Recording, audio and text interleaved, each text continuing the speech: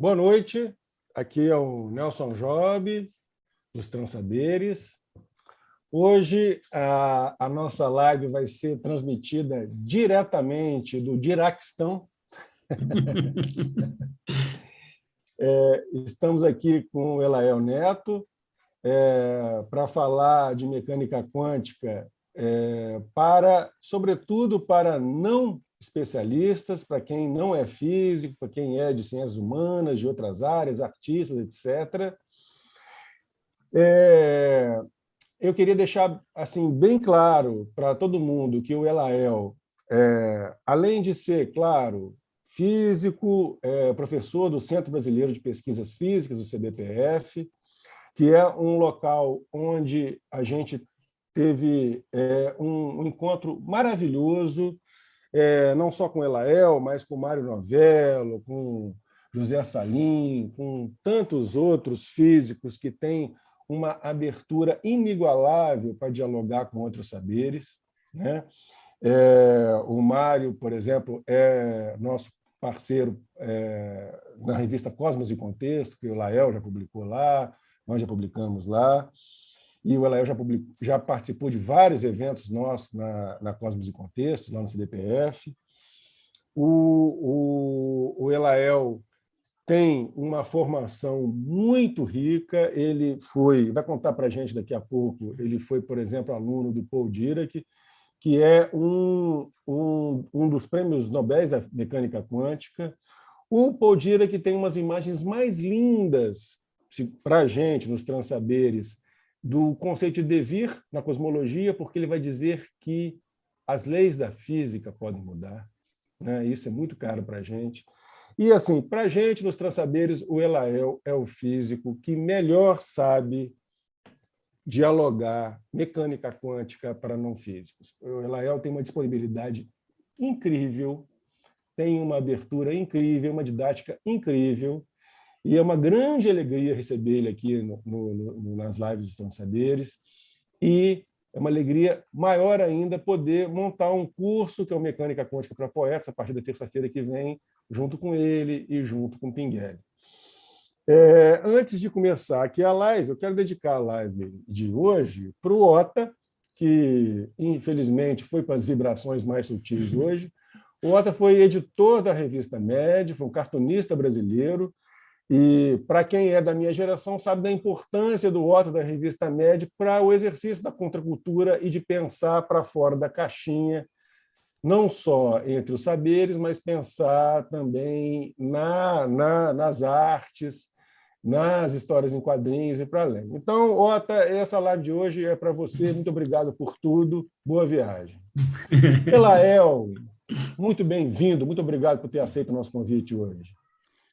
Opa, obrigado a você, Nelson. Obrigado aí pela oportunidade de falar com o público dos Transaberes, né? Eu sou muito favorável a essa troca de saberes, né? Nós, numa área, às vezes, mais técnica, falando para os humanistas e aprendendo muito com os humanistas, né?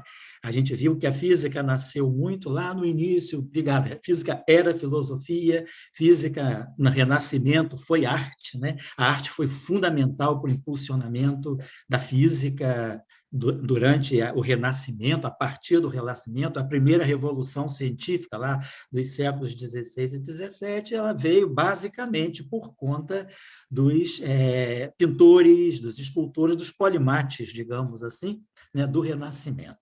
Então, eu acho importante que não temos que separar a física de nenhuma outra área, somos todos, né, faces de um mesmo poliedro.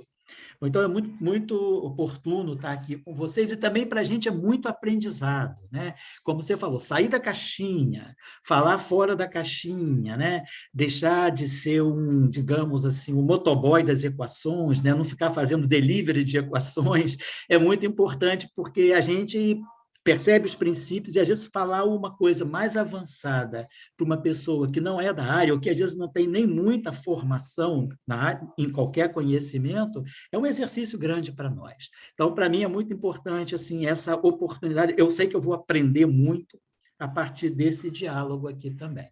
E, Nelson, você me disse para eu me apresentar um pouquinho, então você já deu uma boa parte da apresentação, né? Eu sou pesquisador do Centro Brasileiro de Pesquisas Físicas, né? Minha área primordial é a física, mas também na minha juventude, né, tive uma formação ligada às artes, porque eu fiz conservatório, estudei música durante a minha infância e juventude, depois na PUC, quando eu fiz a minha graduação em física na PUC, eu frequentei, né, muitas disciplinas do departamento de artes, depois fui fazer mestrado, o primeiro mestrado na PUC, depois fiz um doutorado, mestrado e doutorado em Trieste, no Centro Internacional de Física Teórica, onde eu pude ter o contato direto com o professor Paul Dirac.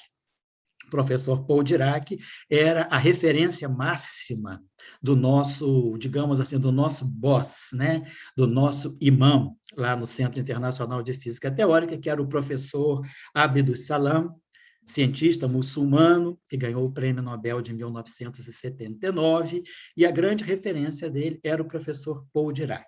Então, ele nos trouxe o professor Paul Dirac para alguns cursos e para debates. Então, foi um período muito enriquecedor ter conhecido o Dirac, quer dizer, você ter aquela referência viva, né, diante de si é algo muito assim, enriquecedor. Eu, como estudante de música, eu pensava, é como se eu estivesse tendo aulas diretamente com Mozart ou com Beethoven. Como estudante de física, né, não pude ter aula com Einstein, né, a oportunidade, eu nasci no ano que Einstein morreu, mas tive a oportunidade de ter aula com Dirac, que era uma pessoa também fantástica, aberta, muito ligado à questão da estética e da beleza, né? Ele até é chamado, basicamente, assim, o profeta da estética matemática, da beleza matemática na física. Então, o professor Paul Dirac foi um encontro muito importante, porque ele me deu muita coragem, né? Porque às vezes a gente em física, ou numa área mais técnica, ou mais de ciências exatas e da natureza, a gente tem um pouco de... não quer misturar, não, isso é física, isso não é física. E ele me ensinou assim, a ter coragem de assumir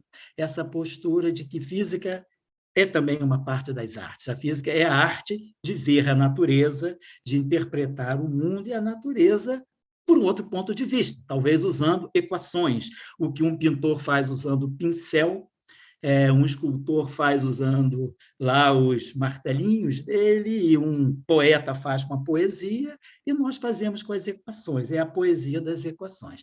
E a beleza, a estética, isso aí é muito importante. O professor Paul Dirac dava muita importância a isso. Então, foi uma formação lá em Trieste, né, durante o meu doutorado. Claro, eu não fui orientando dele no doutorado, fui orientando no grupo do professor Abdus Salam, mas pudemos ter muitos encontros enriquecedores com o professor Paul Dirac e também com outro grande nome da mecânica quântica, que foi o professor Eugen Wigner, que era cunhado do professor Dirac.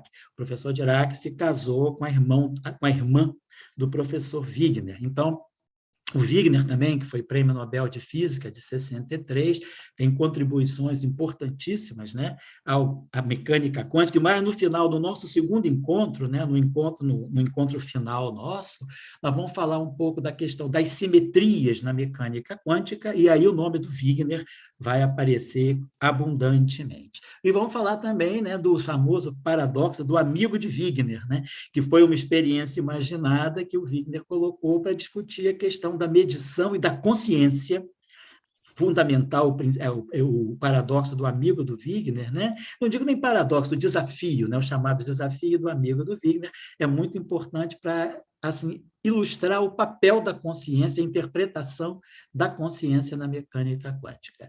E, assim, a mecânica quântica é interessante a gente falar, ela desperta muito interesse, né? Hoje a gente tem quase que um comércio quântico, né?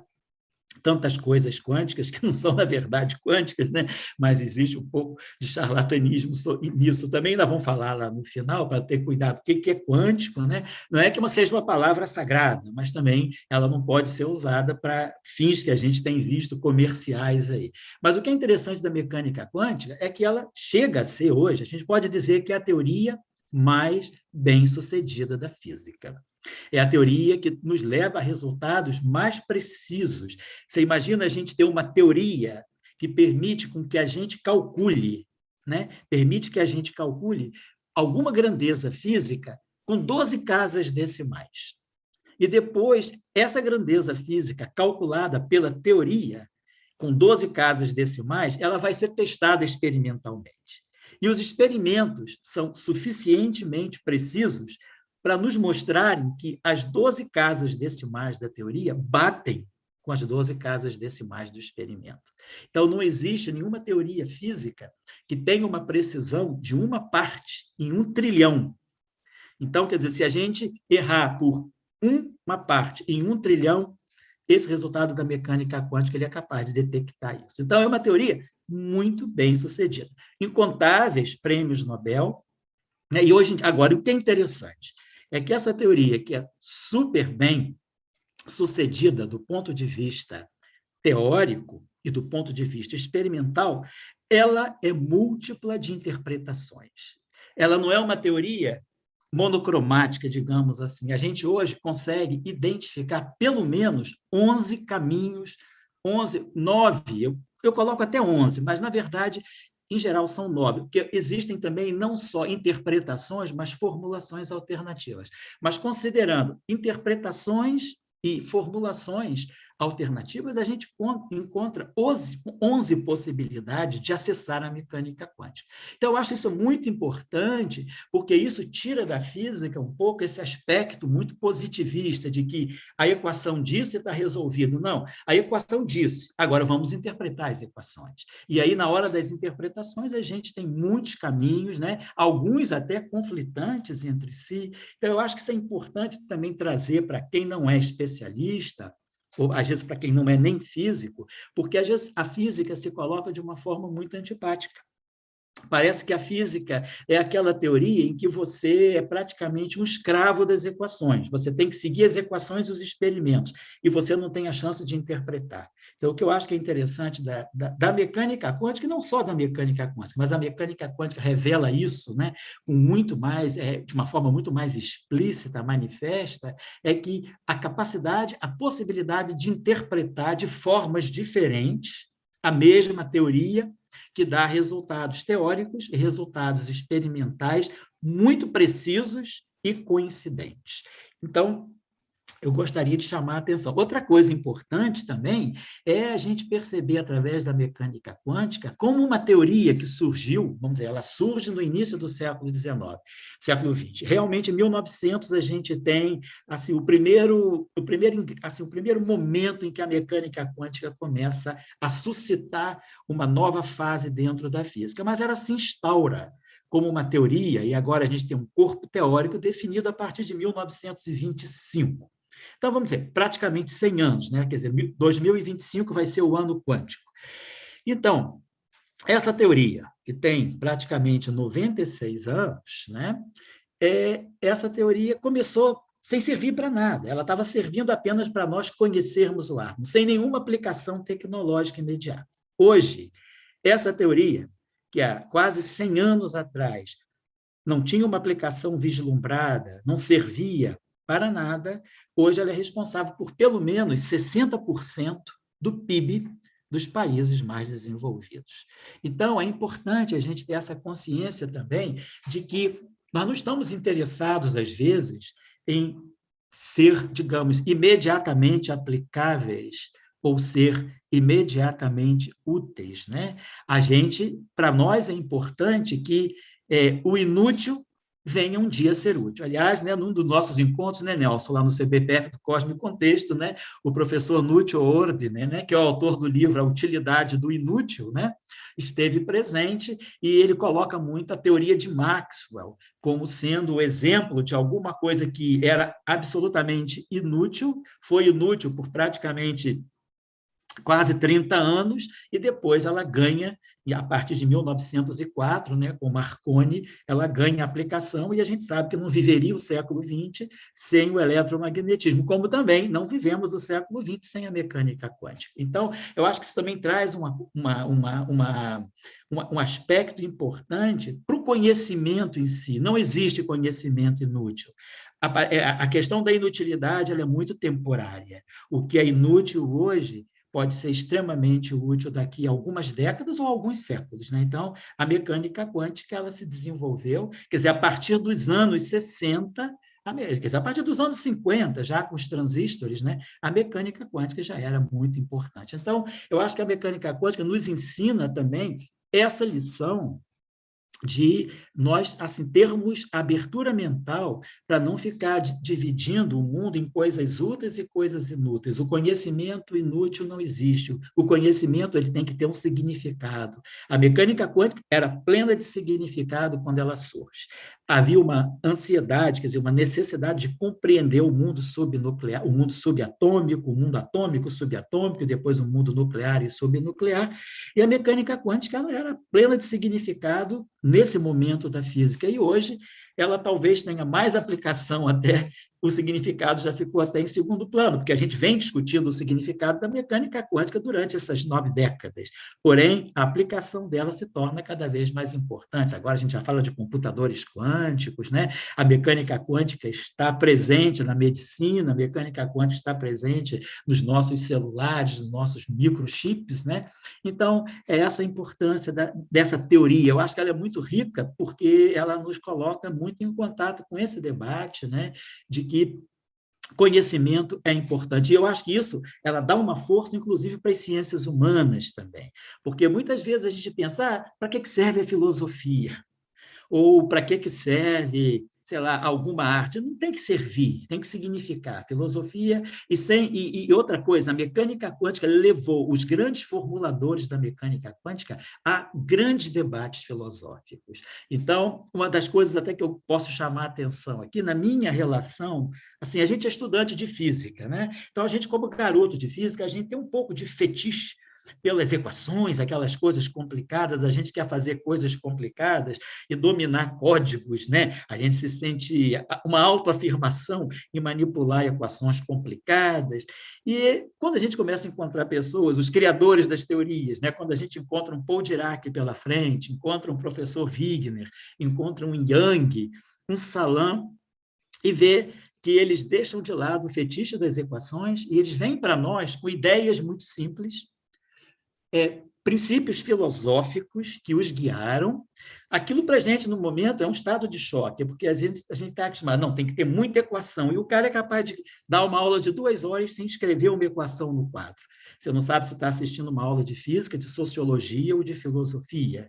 Mas é isso que eu achei importante na relação com eles, perceber o aspecto do debate que existe na física e o papel da filosofia, princípios filosóficos muito simples, que é visões de mundo que direcionaram. Por que, por exemplo, Dirac ele bifurcou de Heisenberg logo nos primeiros meses da mecânica quântica? Vamos falar sobre isso no nosso primeiro encontro, mas quando Heisenberg formula a chamada mecânica quântica matricial, que foi a primeira visão de mecânica quântica, em julho de 1925, Dirac recebe aquilo e não acha elegante, acha matematicamente antiestético. E o próprio Heisenberg tinha essa crítica. Então, Dirac absorve aquilo e vai para um outro caminho, porque a visão de Dirac era um platônico. Ele dizia, a gente tem que perseguir, tudo está na matemática.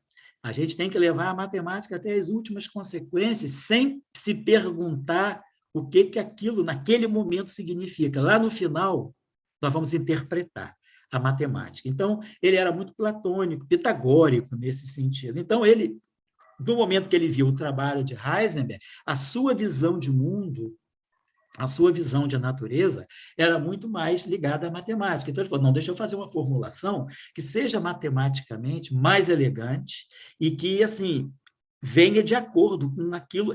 Ele entendeu a ideia do Heisenberg, mas ele quis adaptar a ideia do Heisenberg aos seus princípios filosóficos. E aí, com isso, ele cria a formulação ele participa da formulação ondulatória junto com Schrödinger, e ele cria a formulação usando um novo espaço de números, que são o espaço das grandezas não comutantes. Então, foi uma visão de mundo que levou Dirac a seguir um caminho. Como foi também uma visão de mundo, um princípio filosófico que levou Schrödinger a formular a mecânica quântica da forma ondulatória e não da forma matricial, como era Heisenberg. Então, eu acho também que é importante a mecânica quântica, ela é muito ligada, vamos dizer assim, ela tangencia muito a questão da filosofia. Então, e a gente vê, por exemplo, Heisenberg partiu para uma discussão muito filosófica. Depois, ao longo das décadas de 40, 50, ele vai por um caminho muito ligado à filosofia. Como aconteceu com Schrödinger também, né? Schrödinger chegou a escrever um artigo muito interessante na década de 50, que era chamado A Filosofia da Experiência. Então, a filosofia da experimentação. A gente pensa muitas vezes que a experimentação é algo árido, desconectado da filosofia, e ele mostrou como a filosofia está presente na experimentação. E o mesmo Dirac também seguiu caminhos ao longo das décadas de 50, 60, 70, escrevendo alguns textos filosóficos sobre como a visão pictórica, né, do físico sobre a natureza vai evoluindo com o tempo. Então, eu acho que é importante a gente ver que a mecânica quântica ela é muito multidisciplinar. Né? Então, eu não preciso estar resolvendo uma equação de Schrödinger ou resolvendo uma equação de Dirac para poder falar de mecânica quântica. Eu acho que a gente pode conversar sobre mecânica quântica com um filósofo e com um neurocientista, né? Porque, segundo Wigner, o problema da consciência está presente na mecânica quântica, como também nos fala o Penrose. Então, a mecânica quântica ela traz essa multidisciplinaridade também, e eu acho que assim, ela tem tudo a ver com transsaber. Então, a mecânica quântica ela é uma ciência da transsabedoria, do transsaber. Né? Eu acho que é muito oportuno, e eu acho que isso desmistifica um pouco essa visão de que a mecânica quântica ela só pode ser discutida por quem faz física. Não, existem muitas abordagens. Então, eu acho que isso é importante. Acho que também a mecânica quântica teve um papel muito importante, né?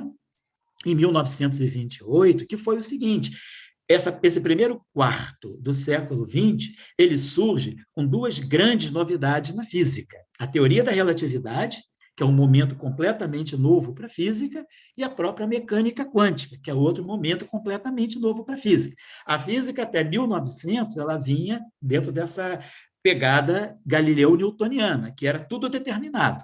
Me dá as condições do universo agora, que eu vou saber que dia que você vai morrer. Essa era uma visão meio newtoniana da física. Quando surge a mecânica quântica e surge a relatividade, né? Primeiro surge a relatividade, em 1905. Então, nós estamos falando agora de que o tempo não é mais, né? A simultaneidade dos eventos não é mais um conceito absoluto. Né? A simultaneidade dos eventos ela passa a ter um caráter relativo, ela vai depender dos observadores. Certa categoria de observadores vai poder dizer que dois eventos são simultâneos. Uma outra categoria de observadores vai ver aqueles dois eventos como não simultâneos. Então, a relatividade ela quebra o absolutismo da simultaneidade. A mecânica quântica ela quebra o determinismo. Então, a gente tem que conviver com as incertezas, com a indeterminação. Então, são dois momentos muito diferentes da física. E outra coisa, e diferentes entre si. E nada se comunicam. O que o professor Paul Dirac faz em 1928? Ele tenta unir essas duas teorias que têm princípios básicos, né? Premissas muito diferentes. A relatividade ela vem dentro de uma premissa determinística, porém abrindo mão da simultaneidade, do absoluto, que é a simultaneidade dos eventos. Dirac vem pela mecânica quântica, trazendo a indeterminação, a incerteza. E ele junta duas teorias numa só, formando, em 1928, formulando aquilo que é a mecânica quântica relativística, ou seja, unindo duas teorias da física e que trazem constantes fundamentais diferentes. A mecânica, a relatividade, ela é muito, quer dizer, ela está ligada ao absoluto da velocidade da luz. Então, todo mundo, mesmo assim, quem fez o ensino médio, lembra que a gente fala da velocidade da luz e tem até um símbolo especial. A velocidade da luz é algo tão especial que ela é representada pela letra C minúscula, 300 mil quilômetros por segundo, e a velocidade da luz no vácuo. Já a mecânica quântica, ela traz uma outra constante fundamental da natureza, que é a constante de Planck. Inclusive, na nossa primeira reunião, nós vamos falar sobre os diferentes momentos, né, entre 1900 e 1925, em que a constante de Planck vai aparecendo em experimentos diferentes, mostrando que há algo comum na natureza. Existe um denominador comum entre diferentes momentos, entre diferentes experimentos. Radiação do corpo negro, efeito fotoelétrico, o átomo de Bohr, o efeito Compton. Nós vamos ver diferentes efeitos apontando para uma mesma constante, que é a chamada constante de Planck, que caracteriza a mecânica quântica. O que Dirac faz? Dirac faz uma coisa muito simples, como era o pensamento dele, minimalista, né? Dirac estava na época, vamos dizer assim, eu até já conversei isso com a Paloma Carvalho, que é professora da UERJ, e ela me abriu a cabeça para pensar uma coisa que era contemporânea de Dirac, que foi o movimento Bauhaus na Alemanha. Tudo buscando o mínimo. E Dirac era esse pensamento minimalista. Eu até gosto de, às vezes, de uma forma meio, talvez, idiosincrática, comparar Dirac com a Chanel. Porque a Chanel, lá na moda, ela dizia, quanto menos, mais elegante. A elegância está no mínimo e não no máximo. Tire para ser elegante. E Dirac também dizia isso. A boa teoria, ela está no mínimo. Tire o máximo que você puder para você construir uma boa teoria. Então, Dirac, o que ele fez foi uma coisa muito minimalista. Ele pegou duas constantes da física, a velocidade da luz, que guiava a relatividade, e a constante de Planck, que guia os processos quânticos. Ele juntou as duas numa só. O que acontece se eu juntar H com C? Cara, o mundo se abriu. Ele descobriu novas coisas. Então, acho que a mecânica quântica também serviu como um laboratório muito grande para a gente ter uma grande unificação, porque a gente pode falar, mas tudo bem, mas Maxwell também unificou em 1867, quando ele unifica a eletricidade com o magnetismo. Mas, simplesmente, Maxwell unifica duas faces da mesma moeda. Então, ele tem a eletricidade e o magnetismo, ele mostra que essas duas coisas são duas manifestações do mesmo fenômeno. Mas unificar a mecânica quântica com relatividade é como você juntar, vamos dizer assim, o sapinho com o escorpião. Quem vai ser o sapinho, quem vai ser o escorpião? Então, pode dar um problema quando a gente junta os dois na mesma caixinha. E Dirac, então, juntou duas constantes, H com C. Daí saem coisas fantásticas. Ele descobre a possibilidade de existência de antimatéria. E a antimatéria é descoberta. Então, a mecânica quântica teve esse momento muito importante lá em 1928. Ele junta duas físicas distintas e nasce, vamos dizer, um Frankenstein. O que nasce daí? Nasce uma nova teoria, que é a mecânica quântica relativista. 3 anos depois, em 1931, ele aprofunda os seus estudos nessa teoria e ele descobre que está embutido, está implícito na teoria a existência de antimatéria. E a antimatéria ainda não existia. Então, é uma previsão teórica, uma das grandes previsões teóricas da física. Você prevê, quer dizer, foi um dos primeiros momentos em que a física previa algo que ainda não havia sido descoberto. Até então, a física, ela sempre trabalhava com a descoberta, às vezes, o momento empírico, sendo precursor do momento teórico, do momento mais matemático. Dirac inverte o processo. Ele mostra que você pode, pela matemática, aí, vamos dizer assim, é o triunfo da escola pitagórica,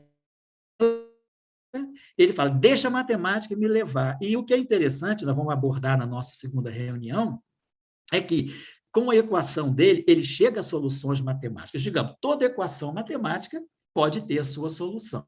A questão é, essa solução tem sentido ou não? Ela pode ser interpretável? Então, Dirac, quando junta a mecânica quântica com a relatividade, nasce daí, aparentemente, um pequeno monstro, que seria a possibilidade de existirem objetos que, mesmo livres, têm uma energia negativa. Isso seria inconcebível do bom senso da física. Mas ele fala, não, se a matemática está me dizendo, deve fazer sentido. A matemática está acima de mim. O que eu posso fazer é interpretar. E ele interpreta isso como... Ele faz todo um jogo, que depois nós vamos falar, se chama o Mar de Dirac, né? Essa interpretação que ele faz, ele diz, não, essas soluções negativas eu não vou jogar fora. Eu vou interpretar de uma certa forma, e aí ele tem uma argumentação baseada em simetrias, que faz interpretar essas soluções matematicamente inaceitáveis como sendo a existência da antimatéria. E aí ele prevê o antielétron, ele prevê o pósitron, que é descoberto. Ele prevê o antipróton, que é descoberto 25 anos depois. O pósitron foi descoberto um ano depois. Foi o que deu sobrevida a Dirac. Porque com a interpretação dele da antimatéria, e a gente está falando de interpretação dentro da física, a interpretação dele da antimatéria o levou a ser combatido veementemente por grandes nomes da física, como o próprio Wolfgang Pauli, famoso Pauli do princípio da exclusão, que era uma autoridade, né? Era praticamente assim aquela entidade quase que devoradora, né? O Pauli era implacável, né? Então, ele era quase que uma esfinge da física da década de 20 e 30, e ele foi radicalmente contra Dirac. Heisenberg também se posicionou contra Dirac. Niels Bohr, uma mentalidade mais aberta, quis conhecer melhor a teoria de Dirac. E aí Dirac, a sorte, quer dizer, talvez o destino quis que o pósitron fosse descoberto um ano depois da bomba que o Dirac lançou na física, que era a previsão de antimatéria. Aí o pósitron apareceu, deu a ele o cacife, né? Para dizer que essa forma de fazer física também é legítima, porque o Dirac, então, ele reverte um pouco o método galileu-newtoniano, que é observação, modelagem, construção de hipóteses, modelagem, e volta para os experimentos para testar as suas hipóteses. Esse era o tradicional trajeto, né, metodológico de Galileu e de Newton. Dirac inverte um pouco o processo. Ele parte da matemática e formula uma teoria baseada em princípios, e, sobretudo, no princípio da elegância matemática, e depois, claro, vem os experimentos para comprovar a teoria, e aí ele vai fazer experimentação, mas já dentro de uma visão em que você parte da matemática, deixa a matemática te levar até onde puder, matemática e visão filosófica, e depois você vai fazer os experimentos. Então, os próprios experimentos, eles já são concebidos e desenhados de acordo com aquilo que você espera ver. Não são experimentos feitos para você descobrir ao acaso. Você, quer dizer, a própria experimentação, ela já é fruto da teoria. Hoje, quando a gente fala desse grande acelerador de partículas de Genebra, né, do CERN, o Large Hadron Collider, o LHC, o próprio design do LHC, dos detectores do LHC, eles já são desenhados, já são concebidos para fazer as experimentações e a descoberta que você acha que existe. Quer dizer, o bóson de Higgs, né, que foi descoberto justamente no LHC, ele foi previsto com 48 anos de antecedência. E essa máquina que o detectou, ela já foi desenhada para buscar esse bóson de Higgs também. Então, Dirac abriu muito esse caminho de que você pode fazer previsões de longo alcance e a própria física experimental ela vai se organizar a partir das teorias.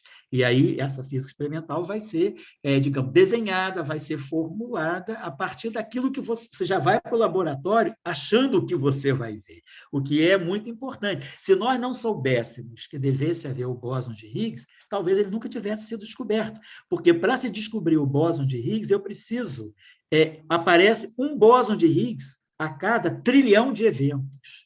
Então, eu preciso produzir 1 trilhão de eventos no acelerador para ver um único bóson de Higgs. Quer dizer, se eu não soubesse que ele existisse, esse 1 em 1 trilhão é menos do que um alfinete dentro de um palheiro.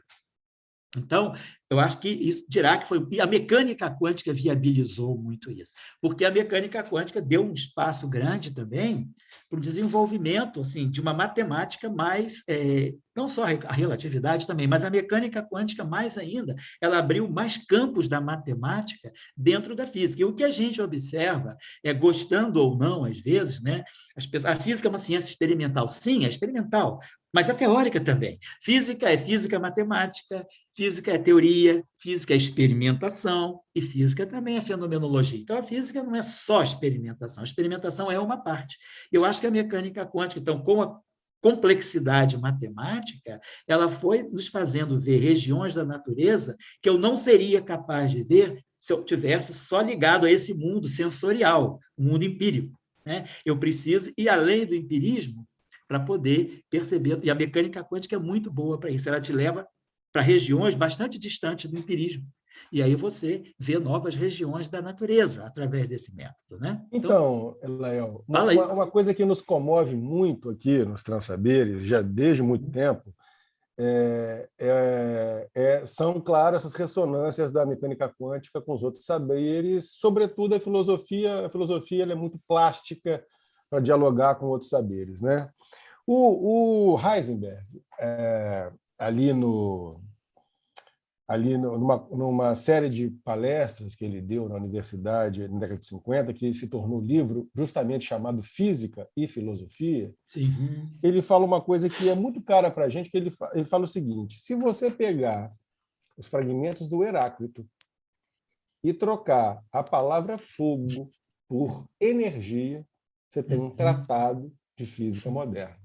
Isso para a gente é muito comovente, sobretudo porque a gente justamente a gente gosta muito dessa filosofia do devir, que é justamente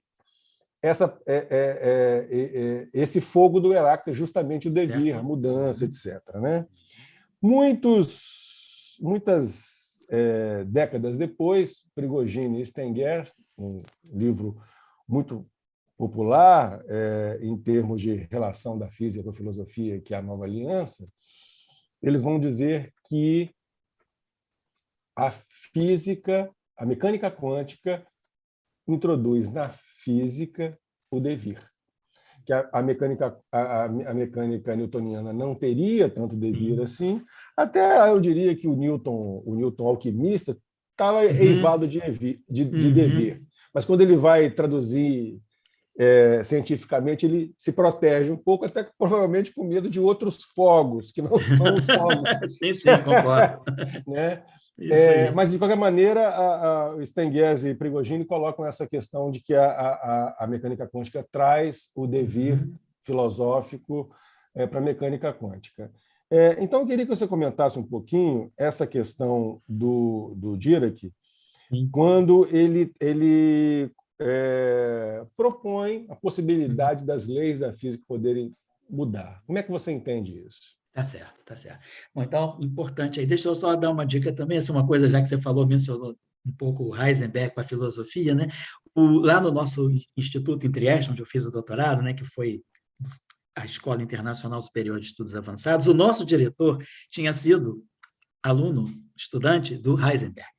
Então, Paulo Budrich. Então, ele tinha uma visão muito assim, filosófica também da física, né? E ele trabalhava muito isso com a gente, inclusive aulas de filosofia da ciência, na nossa formação de doutorado, por mais especializada que ela fosse em certas, mais tecnicista, né? Mas a gente tinha sempre uma visão também muito assim, aberta, né? Para a filosofia. E isso ajudou muito. E numa das idas do professor Dirac, lá a Trieste, justamente foi colocada essa questão. O trabalho dele, chamado Uma Nova Base para a Cosmologia, que é o trabalho do Dirac de 35, né? Quando ele começa, ele realmente chega na cosmologia, porque ele vem vamos dizer, pela física mais fundamental, pela mecânica quântica. E aí chega um momento, quer dizer, ele trabalha essas constantes, quer dizer, todo o trabalho do Dirac é ele fazer essa alquimia das constantes, misturar H com C, com a constante de Newton, e ele era obcecado por uma ideia. A ideia, ele morreu dizendo isso. Em 1982, a última vez que ele esteve lá em Trieste, foi quando ele fez os 80 anos, né? Ele era de 1912, o professor Salan fez uma festa grande lá no dia 8 de agosto, que era o nascimento dele, foram os 80 anos do Dirac e os 60 anos do professor Young. Então, foi uma festa lindíssima. Estava lá o Young, Dirac, Wigner, e essas discussões vieram à tona. E o professor Dirac colocou o seguinte: a física já estava cada vez mais complexa, né? Supersimetria, supergravidade, superkaluza-Klein, super.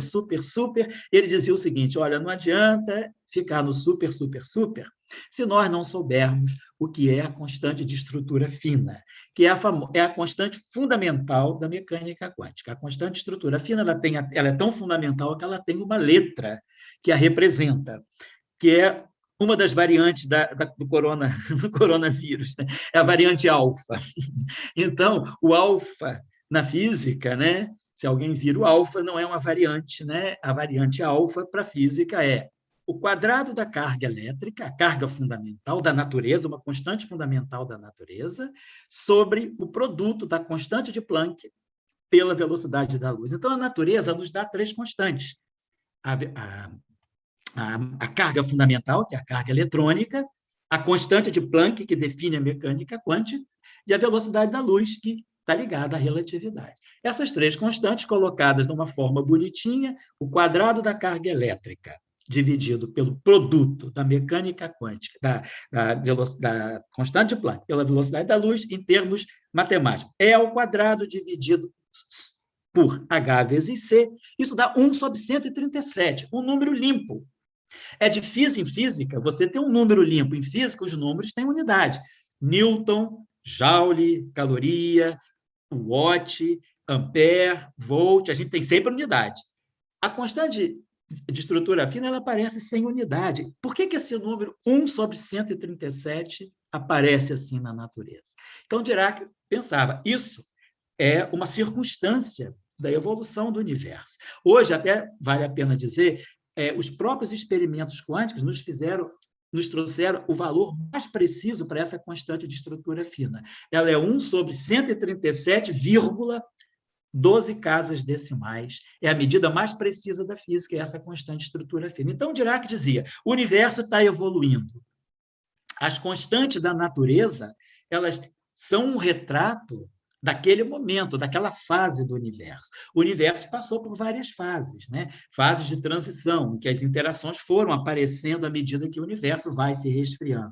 Então, ele dizia, esse número 1 sobre 137, ele parece um número que é fixo, mas dentro dele tem três constantes, a carga fundamental, a constante de Planck e a velocidade da luz. Será que elas não podem mudar entre si e manter esse valor 1 sobre 137 como sendo uma constante? Então, ele percebe que, como ele trabalhava muito com as constantes da física, ele começou a se interessar e vendo que os processos quânticos, os processos elementares, são fundamentais para se compreender se essas constantes são realmente constantes ou se elas são constantes durante uma fase do universo. Então, quando ele escreve o trabalho, uma nova base para a cosmologia, ele abre essa possibilidade. Então, o que acontece se essas constantes mudarem com o tempo? Como o universo vai evoluir a partir da mudança dessas constantes com o tempo? Então, eu acho que isso é uma coisa importante. Inclusive, se houver interesse, na segunda reunião eu posso falar um pouquinho sobre isso, porque é uma coisa muito simples. Eu até gosto de dar esse exercício para estudantes do ensino médio, porque é interessante, assim, até valoriza a autoestima do estudante, porque um garoto do ensino médio ler o trabalho de um prêmio Nobel e entender não é fácil. Mas o trabalho é muito simples, é um trabalho de palavras. Ele usa uma equação. O máximo que você precisa saber para ler esse trabalho do Dirac é saber multiplicar e dividir. Se você sabe multiplicar e dividir, que, aliás, você não precisa nem saber, hoje em dia a maquininha faz para você, você coloca as coisas ali e você segue o trabalho dele. Então, eu acho que esse é um momento importante também, em que ele aborda essa possibilidade até então não explorada, que era, como você falou, Nelson, né? Conceber uma física em que as constantes fundamentais, né, sacrossantas da natureza, elas não são constantes, elas podem mudar, evoluir com o tempo. Então, é um trabalho muito bonito do Dirac. E como isso é bonito para a vida, né? Que a vida está aberta para o novo, para o seu mais ínfimo, né? Exatamente. Eu acho que é importante isso. Outra questão que é importante para a gente, Elael, é a questão do emaranhamento quântico, né? Certo. O emaranhamento quântico, me corrija se eu estiver errado, isso foi colocado pelo Einstein, para o Bohr, para os mecânicos quânticos, o EPR lá, isso. Spook, fantasmagórica da mecânica quântica. Ele falou, isso aí não pode estar certo, uma simultaneidade na natureza. Sim, né? Exatamente. E o Bohr, na época ali, década de 20, se não me engano, falou assim, não, é isso mesmo. Só que naquela época eles não tinham ferramental de prova de laboratório para dizer se era ou se não era. Acho que o John Bell, na década de 60, deu uma formulação matemática. Pelo que eu soube das fofocas, o John Bell queria provar que o Einstein estava certo, e aí ele chegou à formulação que o Einstein não estava certo em relação a isso. E nos anos 80, o Alan Aspect também querendo provar que o Einstein estava certo, mas chegou à conclusão que ele não estava certo em relação a esse aspecto específico, né?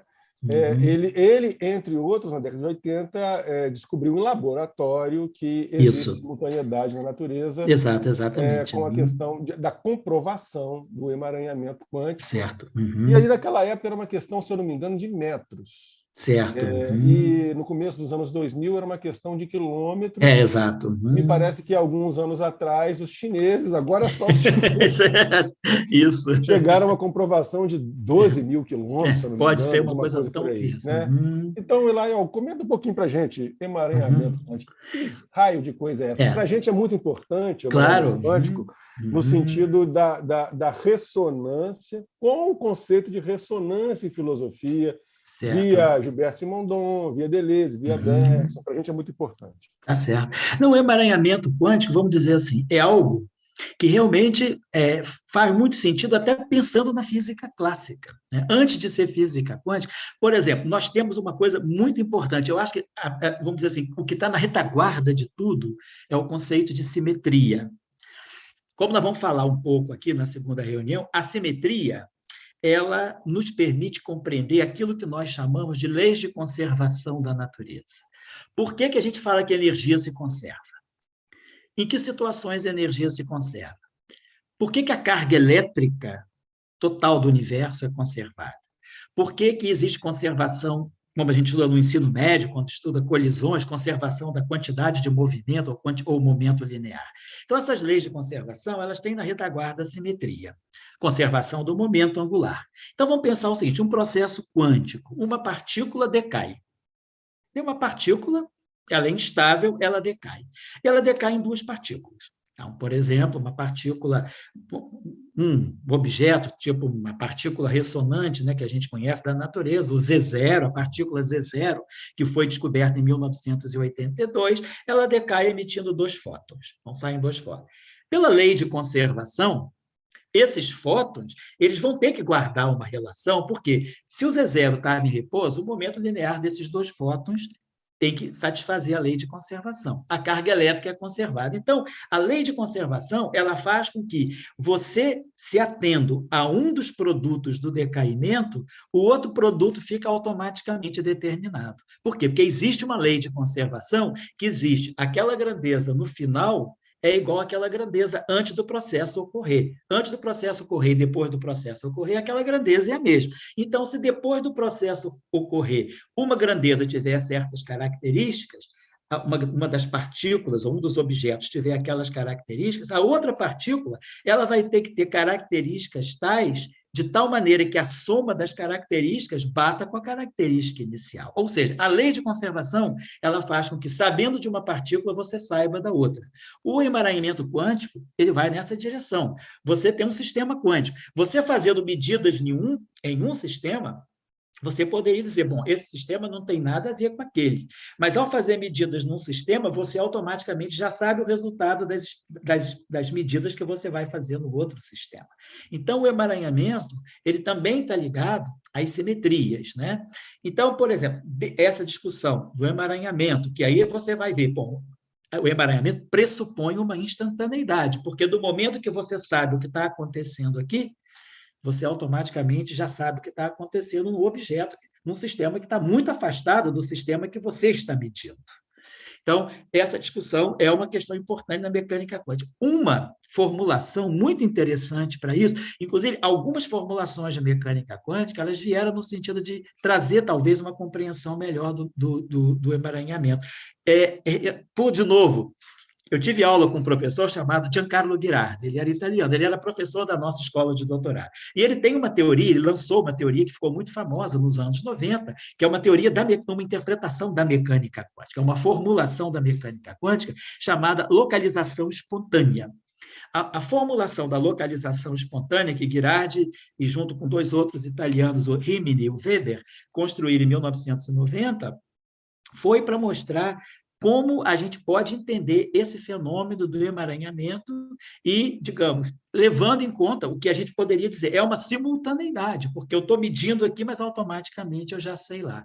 Então, eu diria o seguinte, para uma pessoa que não é muito vivenciada com a mecânica quântica, parece que isso é uma propriedade assim, muito intrínseca ao sistema quântico, mas a gente deve pensar o seguinte, na física clássica, as leis de conservação, elas já amarram, né, digamos assim, elas já amarram as propriedades de um sistema à propriedade do outro sistema independente, se esses 2 sistemas forem provenientes de um mesmo decaimento. Então, a própria relatividade especial, por exemplo, quando eu tenho um par elétron, matéria e antimatéria se aniquila gerando luz, fóton e fóton. Quer dizer, esse fóton e fóton que saem, eles já trazem uma série de quantidades que são conservadas antes deles aparecerem. Então, se essas grandezas são conservadas, as medidas de um, elas têm que se adequar com as medidas do outro para essa lei de conservação não ser violada. Carga elétrica, energia, momento linear. Então, o emaranhamento... Agora, na mecânica quântica, a gente tem um pouco de dificuldade de perceber isso por causa do princípio da incerteza. Então, você tem a questão da coerência, né? Quer dizer, o fato de você ter o colapso da função de onda, que você faz a medida, você só sabe do sistema se você fizer a medida, você pode pensar, bom, mas eu não fiz a medida no outro, como é que eu vou saber do outro sistema? Então, esse, vamos dizer assim, seria o obstáculo para eu aceitar melhor a questão do emaranhamento na mecânica quântica. Eu vou poder explicar isso um pouquinho melhor na nossa segunda reunião, quando eu falar do paradoxo do amigo do Wigner, que envolve, na verdade, ele generaliza o paradoxo do gato de Schrödinger. Então, ótimo. o amigo do Dirac, ele incorpora o gato de Schrödinger. O amigo do Wigner, perdão. Ok. Elael, para a gente ir para os momentos finais aí da nossa live, eu queria que você desse um breve comentário. Obviamente, a gente vai desenvolver isso mais no nosso curso, mas uma coisa que é muito importante para a gente nos Transsaberes é como a gente está sempre preocupado em fazer a relação entre os saberes com consistência. E a mecânica quântica, ela virou uma espécie de vedete que todo mundo quer pegar ela para si. E o termo quântico ele é infinitamente abusado e mal utilizado, usado com consistência. Eu queria que você comentasse brevemente, a gente vai desenvolver isso melhor no curso, um pouco do uso indevido do termo quântico. Ah, tá certo. Realmente a gente vê assim muitas coisas assim até de má fé, né? Falando de cura e sal quântico e não sei se é travesseiro ou colchão, alguma coisa assim, mas tem também propaganda na televisão de alguma coisa de você dormir que é quântica, né? Então assim, isso aí porque passou-se a generalizar muito a questão do quântico com a questão do, vamos dizer assim, da alma, de uma coisa mais espiritualizada, né? Não nego que a gente pode, claro, através da consciência, quer dizer, mecânica quântica, consciência, mecânica quântica, espiritualidade, todas essas questões podem ser debatidas. Mas eu diria que o termo quântico, assim, a gente deve ser, assim, o guia que a gente deve ter é o seguinte: o que é quântico, na verdade, né? O que é o quantum, o que são os quanta, né? Tem até a música lá do Gilberto Gil, aquele famoso dele de 97, os quanta, né? Quanta, né? Então, o quantum é aquela quantidade mínima de uma grandeza que possa existir e que essa grandeza não existe numa fração menor do que aquele valor. Eu, às vezes, assim, para ilustrar um pouquinho mais para os meninos do ensino médio, eu gosto de usar o conceito de quântico em conexão com a moeda, né? Nós temos a fração mínima do real é um centavo. Então, eu não tenho décimo de centavo, eu não tenho o milésimo do real, eu tenho o centésimo do real. Então, qualquer grandeza que eu expresse em real, ela vai ser sempre expressa como um múltiplo dos centavos. Então, R$1, 100 centavos, R$2, 200 centavos, né? R$1.000, 1.000 centavos. Então, eu vou ter sempre R$1.382, são 1.382 vezes, né? 132.800 centavos. Então, tudo é centavo. Então, isso é o quantum. Então, o quantum do real é o centavo. Não existe, eu não posso expressar precificar nada em real abaixo do centavo. Na natureza, a questão a natureza também tem essa situação em alguns de seus sistemas. Então, por exemplo, nos átomos, né? A energia dos átomos, ela não pode ser qualquer. Quer dizer, do ponto de vista da física tradicional, eu posso ter qualquer energia, 1 caloria, 5 quilocalorias, 6,5, 6,3 quilocalorias. O átomo, ele não tem essas energias que podem ser continuamente todos os valores. Ele tem certos valores de energia. Então, o sistema quântico, quer dizer, uma grandeza em física é dita quantizada, ou ela é uma grandeza que, vamos dizer, existe o quantum dessa grandeza, se essa grandeza só puder aparecer com um valor mínimo, e qualquer valor dessa grandeza vai ter que ser um múltiplo um múltiplo inteiro. Então, eu tenho um quantum, 2 quanta, 3 quanta, 4 quanta, 5. A carga elétrica, por exemplo, é isso. O próton é muito diferente do elétron, mas a carga do próton é a carga do elétron vezes -1. Então, pega a carga do elétron, multiplica por -1, você ganha a carga do próton. O fóton é neutro. Então, pega a carga do elétron, multiplica por 0, você ganha a carga do fóton. Então, 0 vezes a carga do elétron, -1 vezes a carga do elétron, 1 vezes a carga do elétron. Então, isso é uma grandeza quantizada. Claro, aí o quantum, né? Quer dizer, a mecânica quântica justamente é isso. Mecânica significa a dinâmica. É um sistema dinâmico, é um sistema que está evoluindo no tempo, mas que certas grandezas desse sistema, elas só aparecem como múltiplas de uma grandeza fundamental. Então, por isso que a gente fala que há uma mecânica quântica, mecânica dos quanta, né? Muito bem. Nem toda grandeza é quantizada. Na mecânica quântica, por exemplo, o espaço não é quantizado, o tempo não é quantizado, mas a energia é quantizada. Por exemplo, o momento linear é quantizado, né? Agora, o espaço e o tempo não são. Claro que hoje, quando a gente fala de gravidade quântica, existe uma formulação chamada gravidade quântica de laços, que ela já busca a quantização da própria geometria do espaço-tempo. Então, você tem uma geometria quântica. Então, uma geometria que só existe, né, como múltiplos de áreas fundamentais. Isso estou só falando porque eu quero ilustrar o conceito de quântico. Mas a gravidade quântica ela ainda não é comprovada, não é isso? Não, ainda não tem uma comprovação. Tem, e também inclusive, a triangulação dinâmica causal, que é uma hipótese de fractalidade no nível quântico. No nível quântico, exatamente. Existem várias formulações da gravidade quântica. Uma das formulações é essa a gravidade triangular, e a outra formulação também é a gravidade quântica de laços, que é essa que quantiza. Então, o quântico, né, é sempre... Agora, como a mecânica quântica, né, ao longo da década de 60, 70, começaram a aparecer, assim, se relacionar o processo da consciência está ligado à mecânica quântica. Quer dizer, todos os nossos processos químicos, a bioquímica, a biofísica, mas os processos químicos, as reações químicas são reações que se dão por troca de elétrons. São elementos que vão trocando elétrons para fazer as reações. A troca de elétrons é um processo quântico.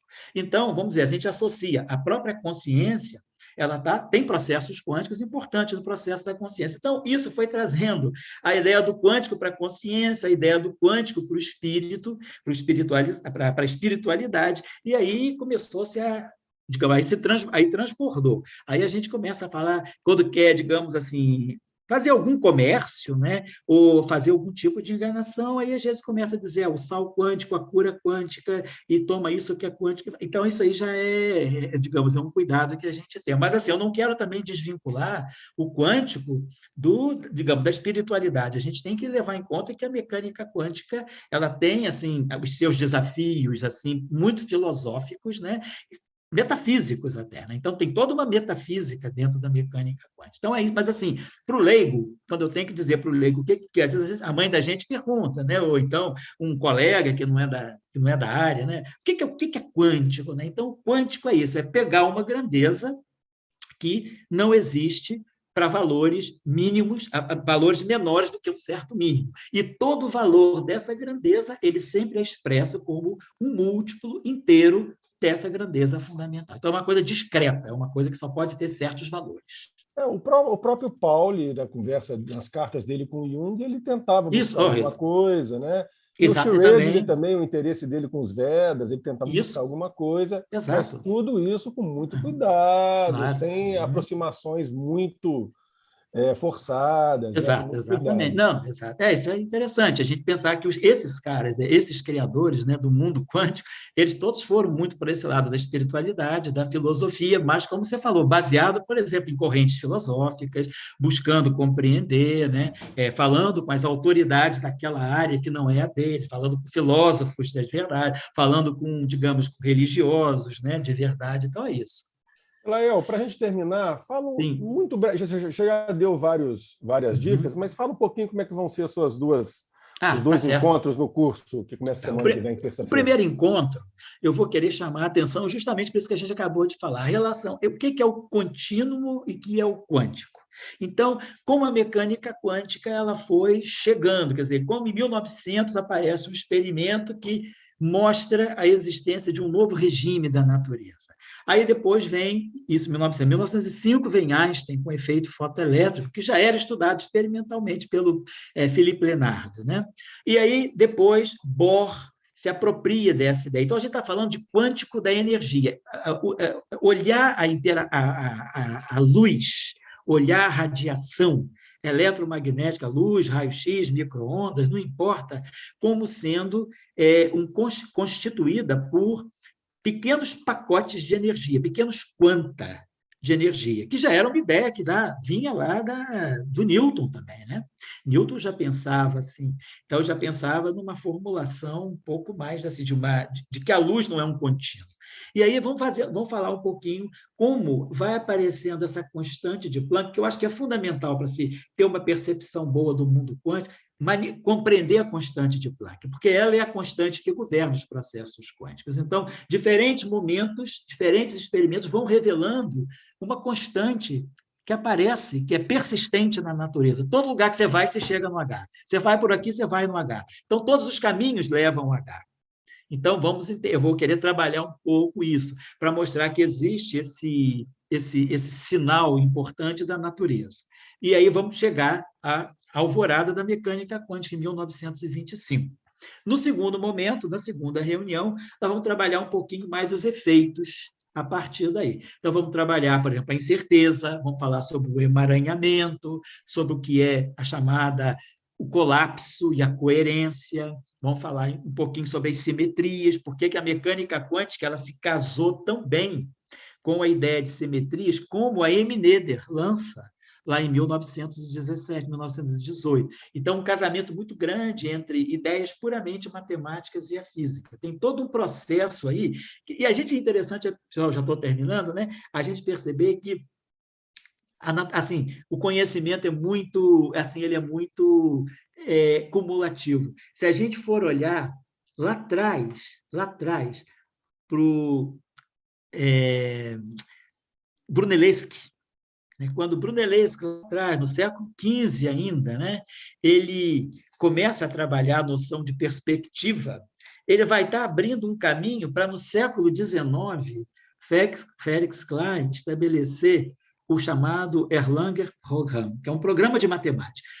Felix Klein passa isso para sua estudante, M. Noether. E M. Noether, com isso, ela joga isso para a mecânica, a mecânica quântica se apodera desses dois teoremas de Noether, que, na verdade, vem de Felix Klein, que, na verdade, a gente pode traçar o momento inicial lá no século XV. Então, vamos falar um pouco dessa discussão, da simetria com a mecânica quântica. Por que a mecânica quântica revela simetrias tão subliminares, tão ocultas da natureza? A gente começa a perceber regularidades imensas na natureza, né? As mesmas regularidades que lá no Renascimento buscavam nos poliedros perfeitos, a gente agora encontra nas simetrias do mundo subatômico e subnuclear. Vamos falar sobre isso e vamos terminar assim com um conceito de o que se faz hoje em mecânica quântica, o que se busca quantizar. Eu quero quantizar o quê? Eu quero quantizar a gravidade? Eu quero quantizar o amor? Eu quero quantizar o quê? Então, nós vamos ver o que a mecânica, quais são os pontos, quer dizer, os pontos em aberto que a mecânica quântica tem hoje, por que ela ainda continua sendo tão desafiadora depois de 100 anos. Ok. Então, lembrando, pessoal, que os dois primeiros... O curso começa terça-feira agora, eu coloquei o link para vocês aí no YouTube, depois eu vou colocar na descrição aqui do evento no YouTube, mas o curso começa terça-feira, a inscrição já está aberta, né? Os dois primeiros encontros são com o Elael, que vai discutir tudo isso que ele falou, os conceitos básicos da mecânica quântica e um desdobramento. O terceiro encontro é comigo, eu vou trazer a mecânica quântica para os transsaberes, o diálogo com a filosofia, com a poesia. Eu vou trazer dois poemas, um poema traduzido por um físico brasileiro, um poema do Stefan Georg, um romântico alemão, que foi traduzido por um físico brasileiro, e dizendo que esse poema do Stefan Georg, do livro Crepúsculo, é um bom exemplo de mecânica quântica. Legal. E vou também trabalhar um poema da Adília Lopes, que é uma poeta portuguesa, aliás, ela prefere que diga que ela é poetisa. Poetisa portuguesa que fez física e fez um poema baseado na mecânica quântica. A gente está preferindo esses autores porque eles têm conhecimento de causa, né? Eles estão, a partir da física, fazendo a relação com a poesia.